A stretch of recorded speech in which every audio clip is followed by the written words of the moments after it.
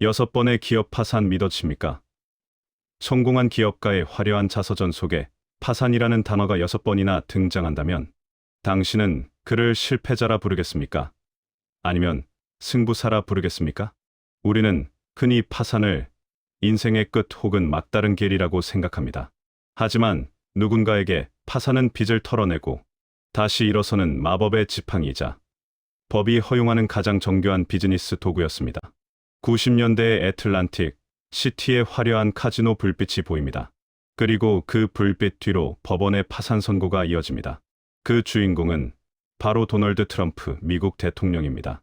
그가 소유했던 카지노와 호텔들이 줄줄이 무너질 때 사람들은 트럼프의 시대가 끝났다고 말했습니다. 하지만 그는 보란듯이 살아남았습니다. 아니, 오히려 더 강력한 자본가로 부활했죠.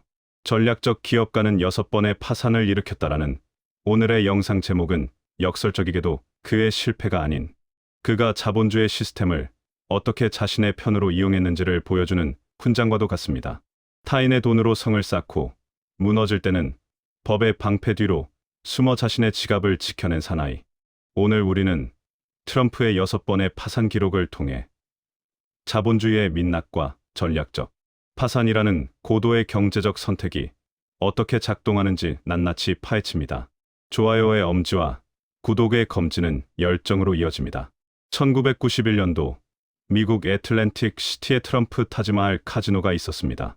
그곳에선 아주 복잡한 채무 재조정이 행해지고 있었지요. 여기서 파산의 역설이라 할 수 있는 챕터 11이 언급됩니다. 이것이 뭘까요? 트럼프는 말합니다.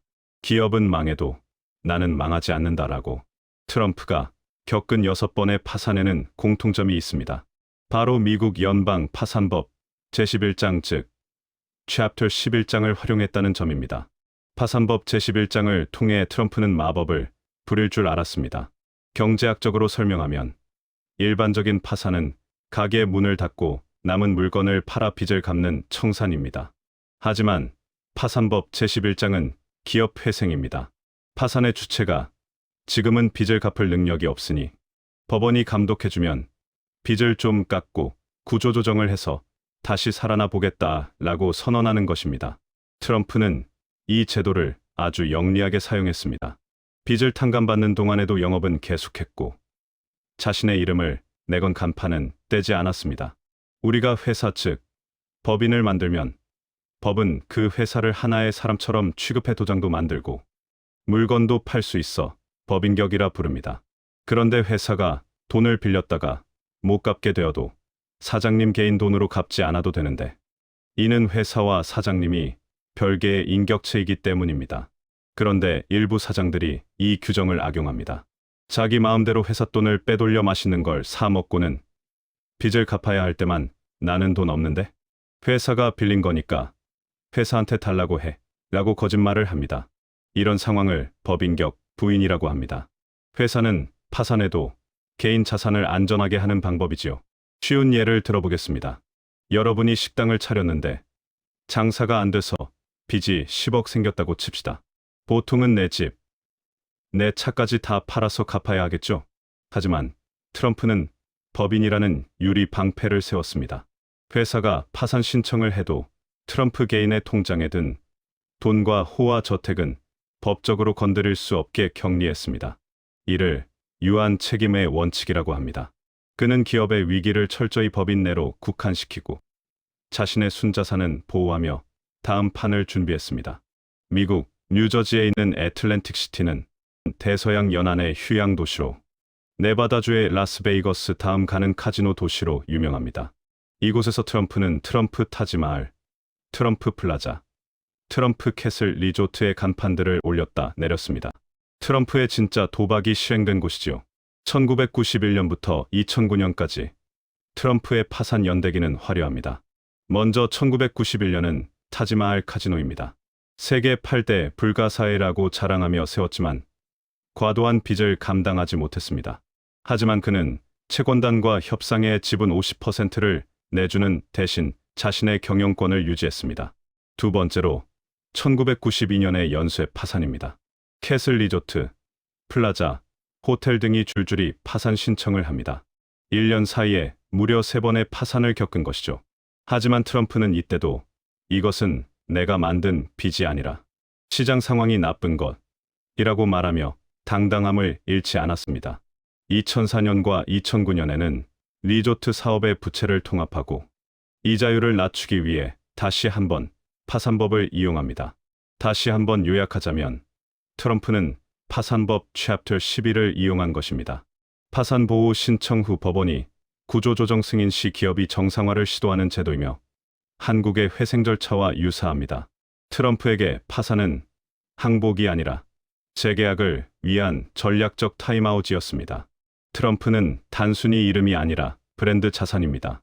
트럼프 제국이라 불릴 만큼 엄청난 규모의 사업체를 만들면서 트럼프라는 로고를 각인시켰습니다. 이를 통해 트럼프는 내 이름이 빠지면 당신들도 손해야라며 당당합니다. 왜 채권자들은 6번이나 파산한 그를 믿어줬을까요? 그들은 바보였을까요? 아니요. 트럼프는 채권자들의 약점을 정확히 파고들었습니다. 트럼프에게는 무형 자산에 어마어마한 힘이 있었습니다. 바로 트럼프 브랜드의 가치 말입니다. 실제로 트럼프는 협상 테이블에서 이렇게 말했습니다. 카지노 이름에서 내 이름 트럼프를 빼면 사람들은 오지 않을 겁니다. 그럼 당신들이 회수할 돈도 없어지겠죠. 채권자들 입장에서도 트럼프가 계속 경영을 하고 이름을 빌려주는 것이 그를 쫓아내고 이름 없는 카지노를 운영하는 것보다 수익성이 높다고 판단했습니다. 트럼프가 가진 강점 중에 하나는 공격적인 레버리지 전략에 통달했다는 것입니다. 트럼프는 자기 돈보다 은행과 투자자의 돈, 달리 말하면 빚이지만 이것을 최대한 끌어다 쓰는 레버리지의 귀재였습니다. 잘 될 때는 수익을 독식하고 안 될 때는 리스크를 채권자들과 나눴습니다.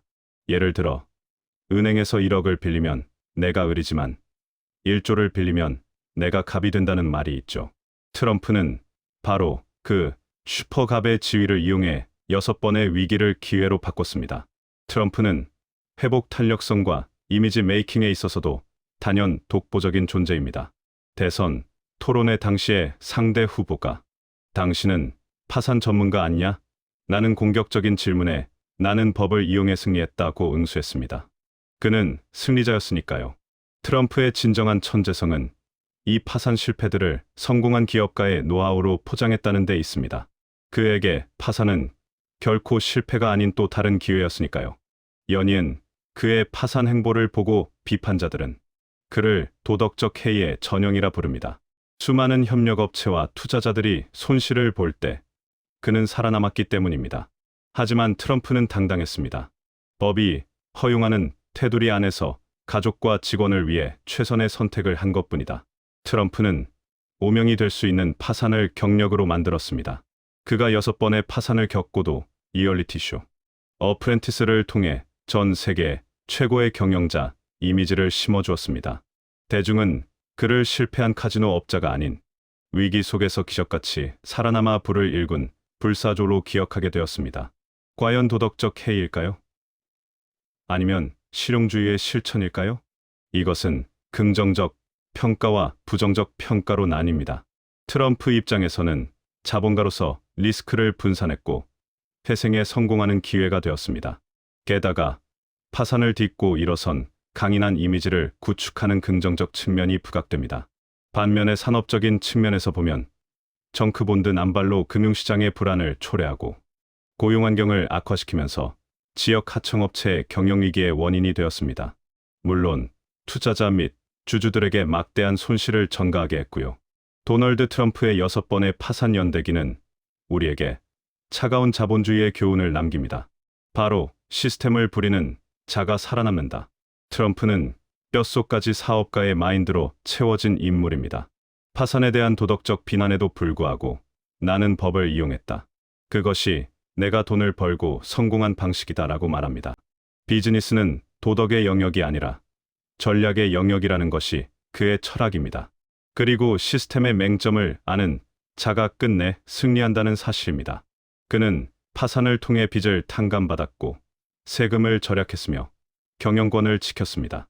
남들이 위기의 순간을 절벽이라고 부를 때 그는 그 절벽을 타고 더 높은 곳으로 올라가는 사다리를 발견했습니다. 전략적 기업가는 결코 파산하지 않습니다. 단지 파산이라는 수단을 통해 다음 성공을 설계할 뿐입니다. 오늘 당신의 위기 속에서 트럼프가 발견했던 기회의 법을 찾아보지 않으렵니까? 기회는 저절로 오지 않습니다. 만드는 자에게 오는 법이지요.